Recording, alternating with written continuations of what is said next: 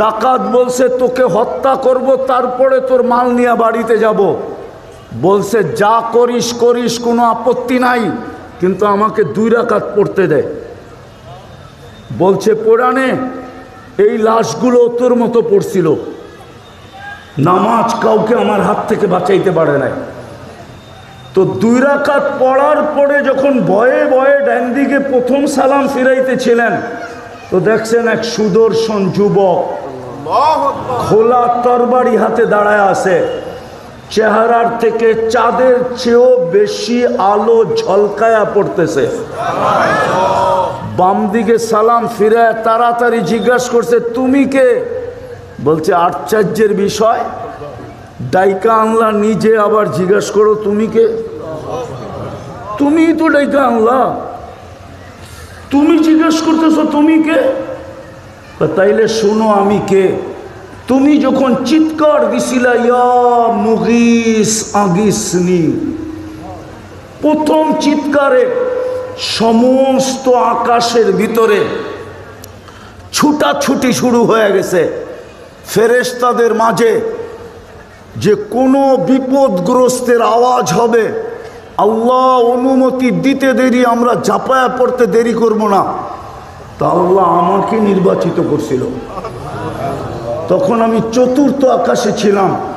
দ্বিতীয়বার যখন তুমি চিৎকার দিছ, তো আমি 4 আকাশ অতিক্রম করে ফেলছি।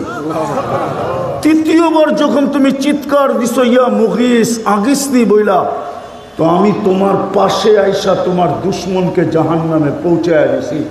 ওই যে দেখো পড়া আছে, লাশ থেকে আগুন ধাউ ধাউ করে জ্বলতেছে।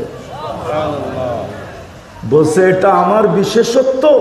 বলছে নো, তোমার বিশেষত্ব না, তোমার নামাজের বিশেষত্ব।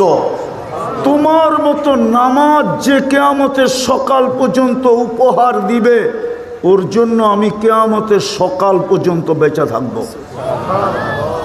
আসেন রংপুরের মানুষ, একজনের জন্য যদি ফেরেশতা আসতে পারে, তাইলে গাজার 60 লক্ষ লোকের জন্য কেন আসে না? 250 কোটি মুসলমানের জন্য কেন আসে না? আমারে যুক্তি দিয়া বুঝান, বুঝান যুক্তি দিয়া। ওলামাদেরকেও বলতেছি বুঝান আমাকে যুক্তি দিয়া। শিক্ষিত মানুষকেও বলতেছি বুঝান আমাকে যুক্তি দিয়া। একজনের জন্য তো ফেরেশতা আসতেছে, আজকে 60 লক্ষর জন্য কেন আসে না?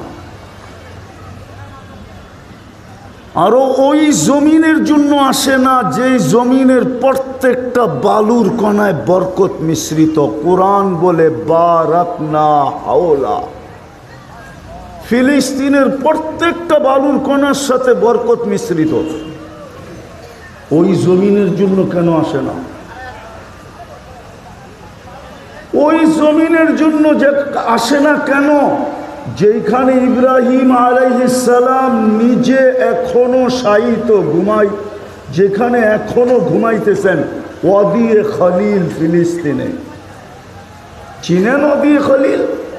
শুনছেন কোনোদিন নাম? ইব্রাহিম আলাইহিস সালাম যেখানে ঘুমাইতেছেন, ওই জায়গাটার নাম হইল ওয়াদি খলিল। খলিলুল্লাহ ওইখানে ঘুমাইতেছেন। ওই জমিনের জন্য কেন আসে না? যেই জমিনের সাথে খলিলুল্লাহ শরীর টাচ করতেছে। আপনি মনে হয় খলিলুল্লাহ মানেন না, ঠিক না? মানেন না মনে হয়।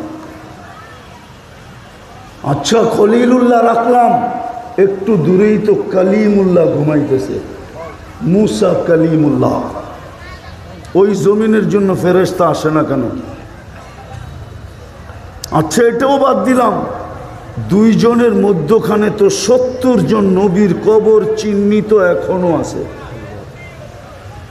70 জন নবী যেখানে ঘুমাইতেছে ওইখানের জন্য আসে না কেন? আচ্ছা এটাও বাদ দিলাম, কিতাব তো বলে দিয়ারুল আম্বিয়া, সমস্ত নবীদের দেশ, বেশিরভাগ নবীদের দেশ হলো ফিলিস্তিন। ওই জমিনের জন্য ফেরেশতা আসে না কেন?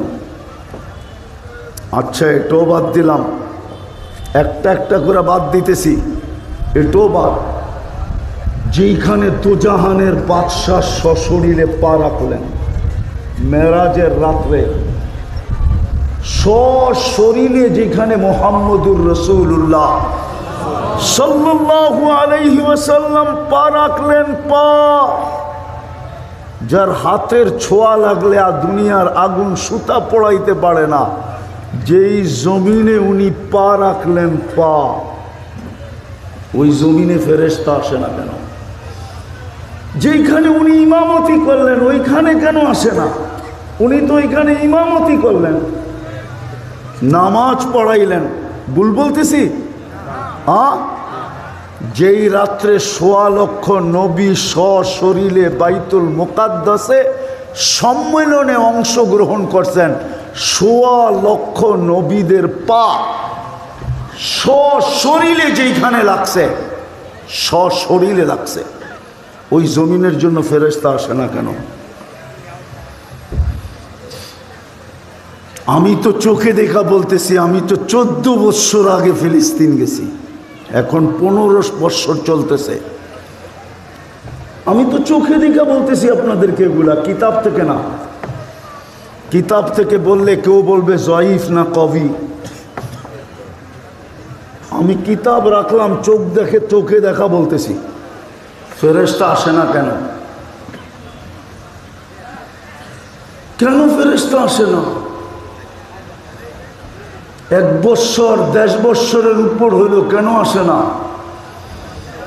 অথচ ওই মানুষগুলা, ও আরেকটা রয়ে গেছে যেখানে 45,000 সাহাবাদের কবর।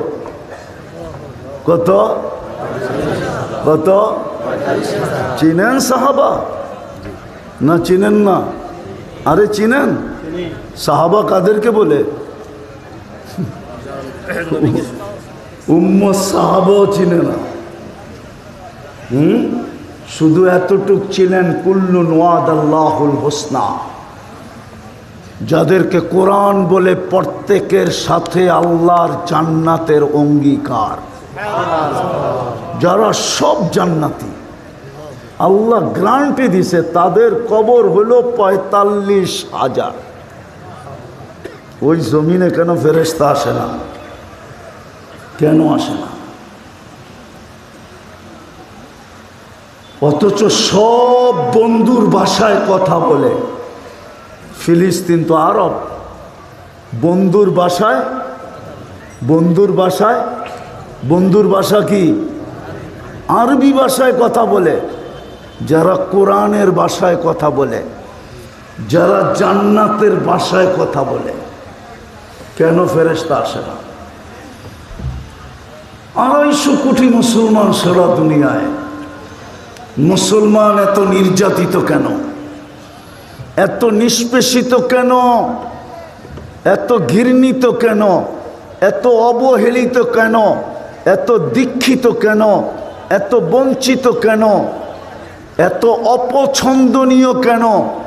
যদি মুসলমান দুনিয়ার চোখে অপছন্দনীয় না হইতো, তাহলে আমাদের যুবকরা কেউ নেটে দেখা চুল কাটতো না। এরা তো সব নেটে দেখা চুল কাটে। জিজ্ঞাসা করেন, এইবার ঈদে 400 টাকার কমে কেউ চুল কাটতে পারে না, জিজ্ঞাসা করেন। আরো বেশি দামের চুল কাটছে, এখানে আছে বেশি দাম দিয়া, শুধু 400 টাকা না, আরো বেশি দাম দিয়া চুল কাটছে। নাই না? নাই।